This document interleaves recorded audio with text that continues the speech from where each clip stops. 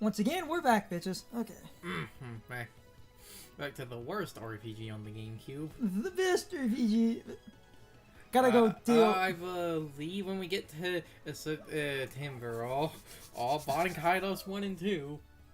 And that re-release also actually has what I feel should start becoming, you know, standard quality of life features in RPGs where you can affect the encounter rate and change the game speed. Anyway. Though, something else was that I was thinking about, because it's the most famous thing about Bottom Kaidos is the whole 2-week speed run because of the shampoo item. I'm wondering how much you can crank up the game speed, because depending on how high that goes, I wonder how much that will shave off the 2-week thing. Anyway. Because we have a minute last time. What? Can you actually, like, get the item and shit before taking the trouble? Yes, okay. Because there's not a trouble. Oh, wait, yeah, this one's actually... It's not a trouble, and even if it is... Remember, we grabbed the cookbook before her trouble existed. True. Everything in the game, unless it is... well, at least Be Fair was the game in that... God damn it. Well, at least Be Fair was the game in that regard, where when you...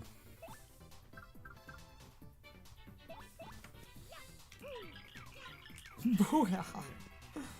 Oh, hell yes.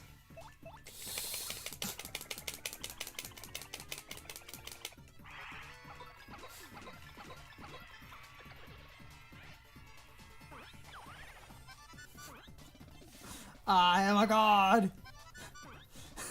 Like, and it's funny that I brought up the turning off random encounters thing, because, you know, gonna be that guy. I kind of feel this game needed something like that for moments like this. Yeah. Anyway. Alright.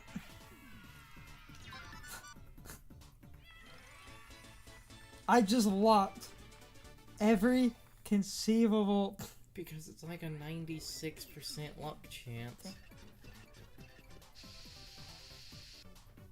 Wait. The paratrooper doesn't have a HP. Did we never tattle him? Or was I about to comment on... Apparently not. Oh, son of a bitch. Oh, fuck. I mean... Well, it was a I said if we missed anything common... Even though I swear I remember... I thought we did this. Yeah.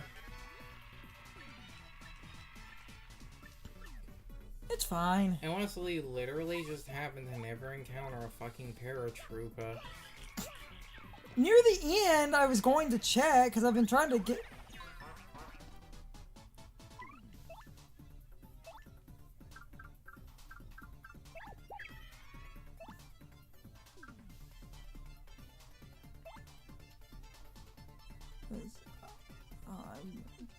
Press A to stop the gate.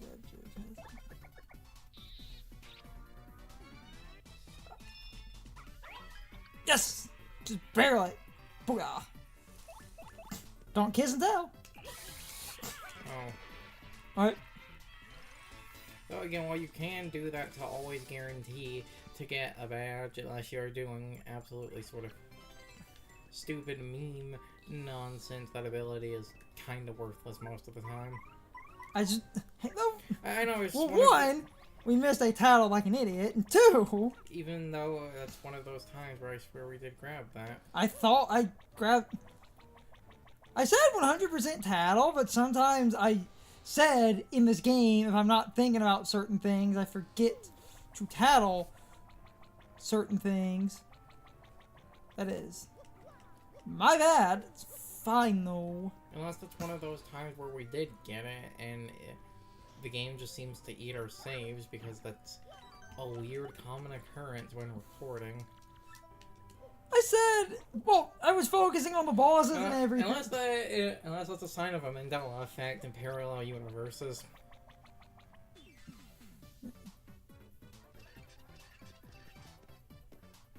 Yeah, okay, good.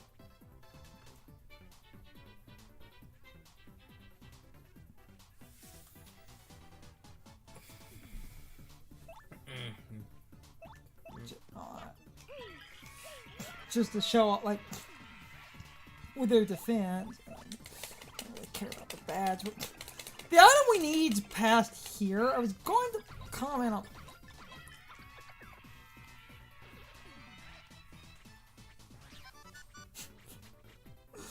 I am untouchable. Booyah.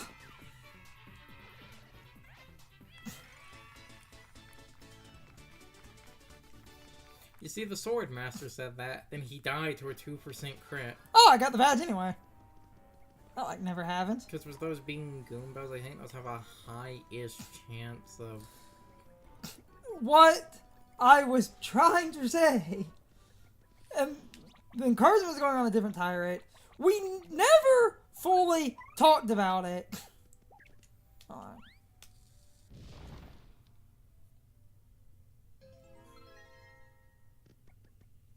I will make my point. Point in a second. Hey, look, more paper. Oh, it's like the most forced Hey, paper look, of an the item. forced paper gimmicks.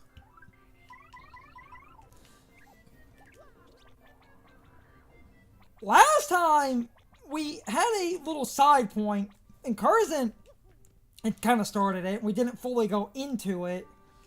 And this Let's Play paradoxically might go up before Bug Fables.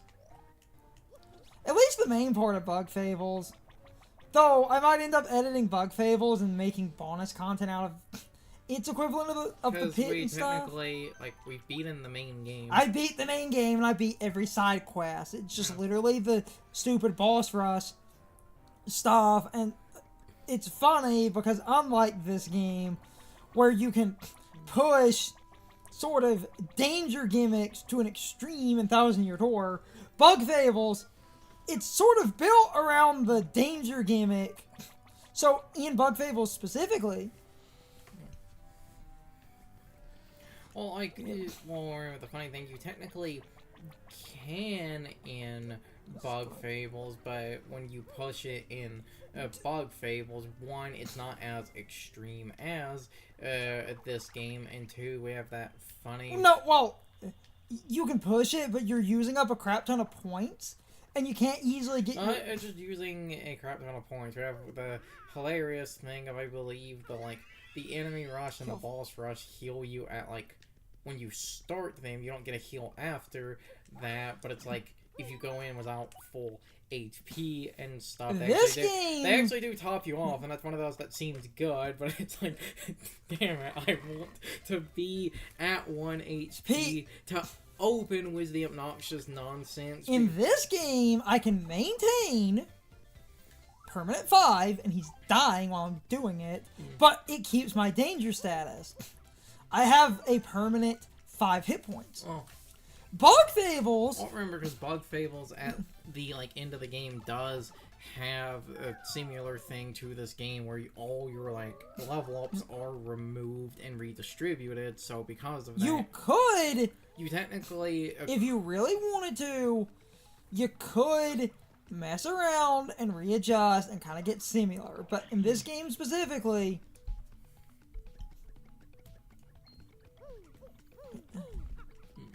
Actually, that's one loop. Just to make sure I have... Okay. There's gonna be some early ones that are missing that I know what they are, but... Yeah, it's like... like, based on the way things are, I'm pretty sure the 7, 8, and 9 are...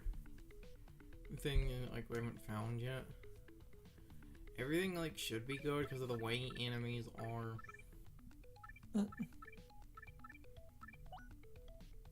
Number, place. Alright. Okay, yeah, if I do it by place, that's a good example of what I was talking about. Notice when I do it by place, that it organizes, because Crump, because bosses are at the bottom, something we don't have, see what I mean? Okay. Yeah. As long as I get the bosses, I can go back for enemies. Yeah. It's been like 10 minutes. But Bug Fables, because it's designed around danger, instead of being kind of an oversight, it's designed around danger being sort of a mechanic. Bug Fables kind of has a problem of, I'm sorry, but you need a danger build to beat that game. This game, you can use it and kind of cheese some stuff, but it was never...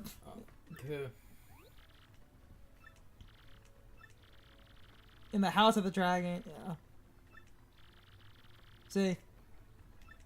He literally spells it out, but I only knew where it was.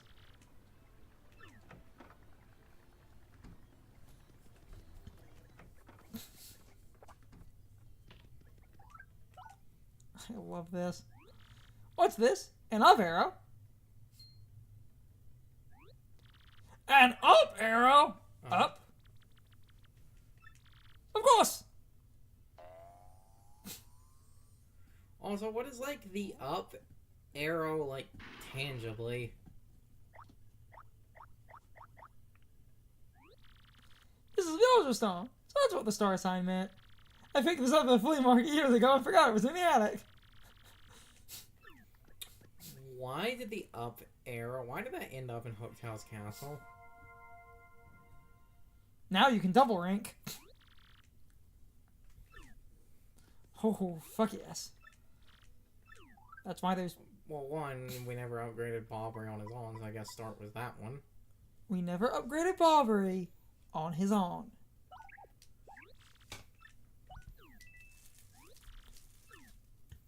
There's enough for everyone, including Miss Mouse, to get double O-ring, so, like, it's not like it matters, it just matters who you're going to get before. By the end of the game, as long as I'm on proper pace, everybody gets upgrades, so you do not have to be choosy about this.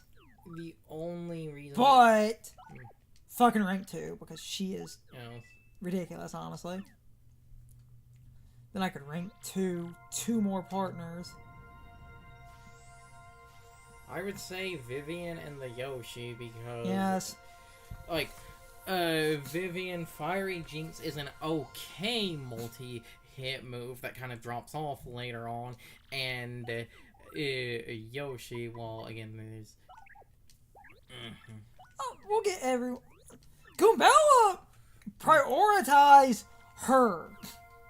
Because her Ultra skill is called Rally Wink. It gives Mario another turn. Goombella gives up her turn, and Mario can take another one. Mm-hmm. That's ridiculous. Yes. That's actually ridiculous. And we'll do Tommy. Yeah, like... And the game, there's a description about it. I was alluding to this earlier. The game says that, because the Yoshi skill is Yoshi Stampede. I wonder if that's a reference to the Melee opening. The game says that can hit all enemies on the ground. That is apparently a mistranslation. It can actually hit flying enemies. The problem with Yoshi Stampede. The problem with Yoshi Stampede. And it is the one issue with this game and the partners is they, like, that skill uses Yoshi's base damage, so if an enemy's defenses are high enough, the Stampede uses up a ton of points and tinks off. Yes, but like I said, if you're playing with either Danger or Partner or using a few other things, just getting a small increase on Yoshi, that move becomes stupid.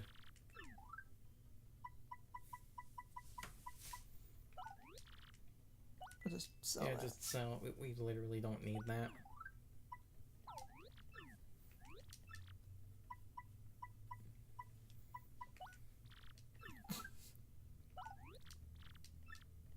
Okay.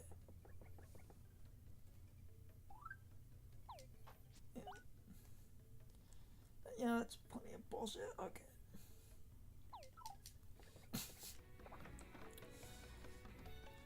Coming up, once again, this chapter also kind of has a point of no return.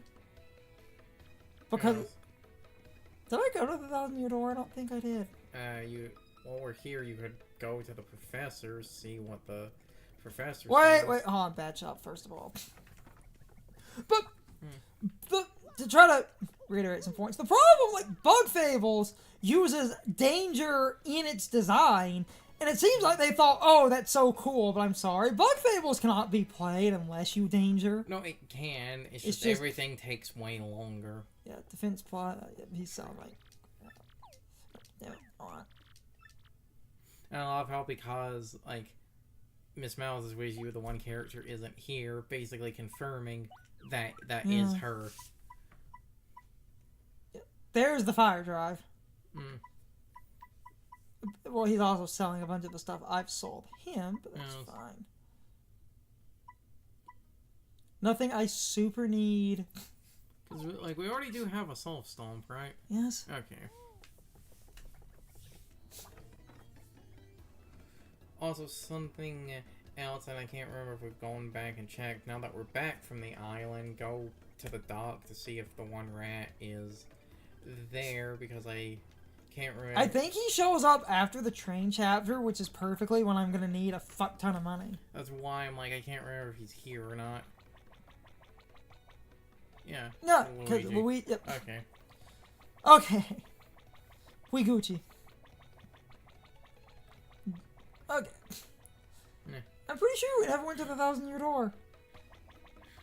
Like I said, well... No.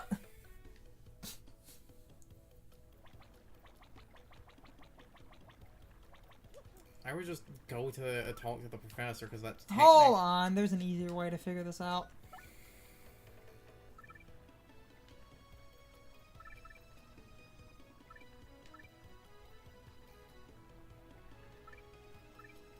Okay.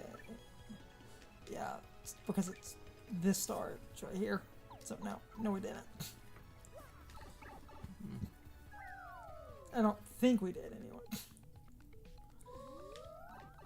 Anyway, damn it. I hate when I have a point and it kind of gets lost in it. Bug Fables, my biggest problem. You can play, like, this game.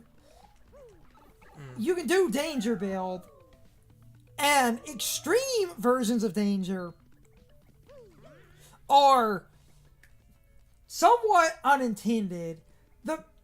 As in what I'm doing, the badges I'm using are intended. They're just being used in a way that I don't think Nintendo thought about. Bug Fables, however... Like I said, was the weird way the game acts was like Mario permanently being tired, and you don't actually have the danger beeping when you're at 5. Oh no, okay, never mind, because it marked it, so... Never mind. That's why I said it'd be...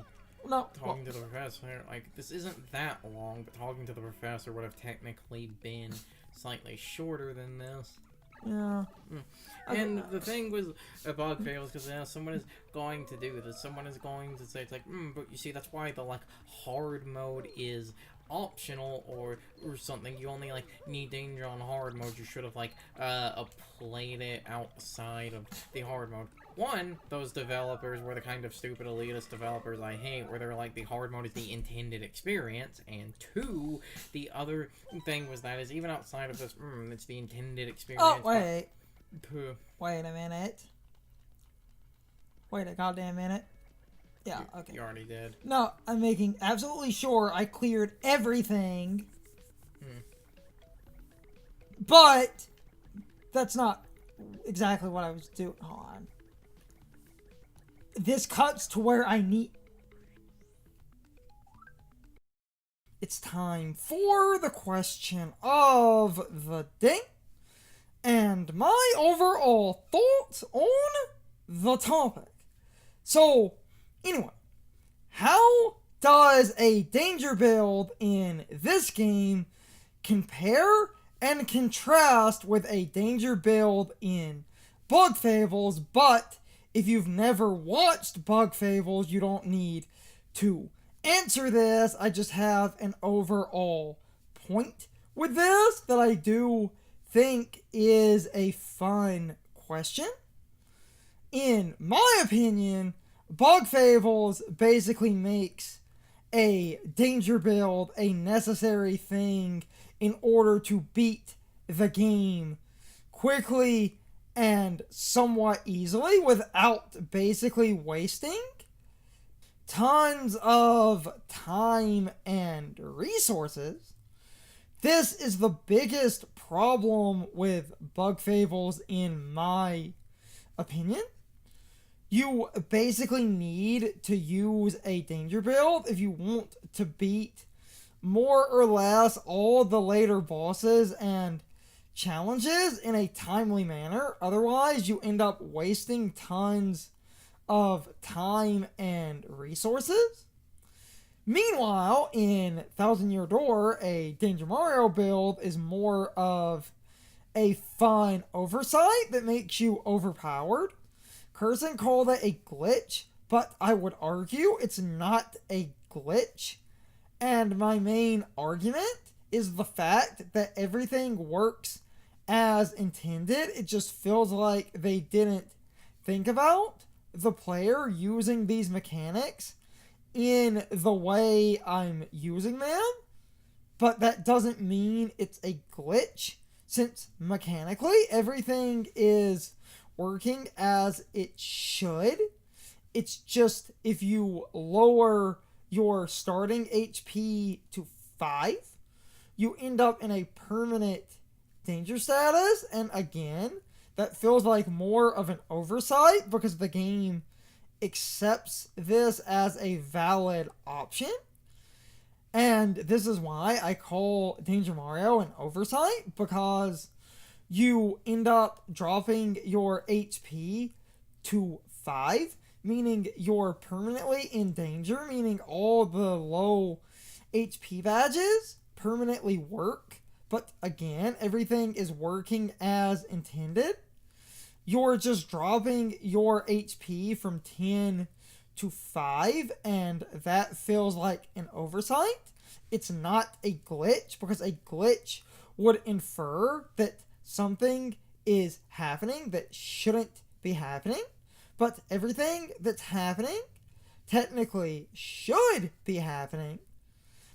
And again, it's not like you need to do anything odd in order to drop your starting HP from 10 to 5. You can do that by just swapping the stats normally. You're not doing anything weird. This is why I think this is more of an oversight. Like, they didn't consider that anyone would ever basically stat swap the starting 10 hit points. So the game lets you remove 5 of those 10. So overall, between the two games, I generally enjoy the broken nonsense of Danger Mario, because that's more of a fun little oversight that completely breaks the game. Whereas Bug Fables, it feels like their concept of a danger build is basically needed in order to beat the game without wasting tons of time and resources, because everything in that game has way too much health, and it seems like they want you to basically use a danger build in order to justify that. I know things have slightly less health on the normal mode, but like Curzon said, you basically need the hard mode, because the game pretty much tries to tell you that is the intended experience, and all that does is waste more time if you're trying to beat the hard mode without doing anything with Bug Fables' equivalent of Danger Mario. You will realize you basically need the danger build in order to get anywhere, because things have way too much health and defense and stuff. And that basically means you need to resort to Bug Fables' danger mechanics in order to get anywhere later on in the game, because trust me, that saves a lot of time.